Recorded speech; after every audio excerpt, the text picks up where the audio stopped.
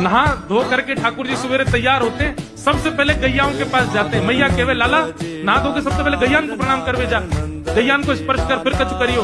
ठाकुर जी गैयाओं को प्रणाम करने जाते हैं। जैसे ही देखते हैं कि कोई गैया बैठी है तो ठाकुर जी कहें अरे अरे मैया या गैया को आलस आ गयो, या को आलस दूर कर दूं। तो बैठी हुई गैया के ठाकुर जी सींग पकड़ लेते हैं और सींग पकड़ करके अपनी ओर खींचते हैं, दूसरी तरफ से सींग बलराम जी पकड़ लेते हैं। अब ऐसे सींग पकड़ करके ऐसे ऐसे गैया के सींग हिलाते हैं। अब बैठी रहती गैया थोड़ी देर तो कोई बात नहीं, जैसे जोर जोर से हिलाना प्रारंभ करते हैं तो ही गैया खड़ी हो जाती है, और जैसे गैया खड़ी होती है ठाकुर जी लटक जाते हैं सींगों से। अब ठाकुर जी को तो बढ़िया झूला बन गया, गैया की सींगन पर झूल रहे हैं।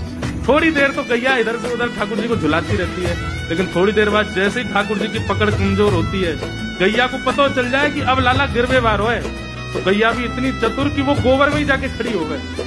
ठाकुर जी कहे आगे कुछ चल, मैं गोबर में जाऊंगा। गैया कि ना अब तो मैं यही खड़ी रहूंगी, तुम गोबर में ही गिरो। और सोई ठाकुर जी को हाथ छूट जा, मैया मैया बचाइयो, देख जे गैया मुझको गोबर में फेंक रही है। अब मैया जब तक बचावे आवे तब तक तो लाल जी के हाथ छूट जाए और ठाकुर जी गले गले तक गोबर के ढेर में जाके गिर जाए।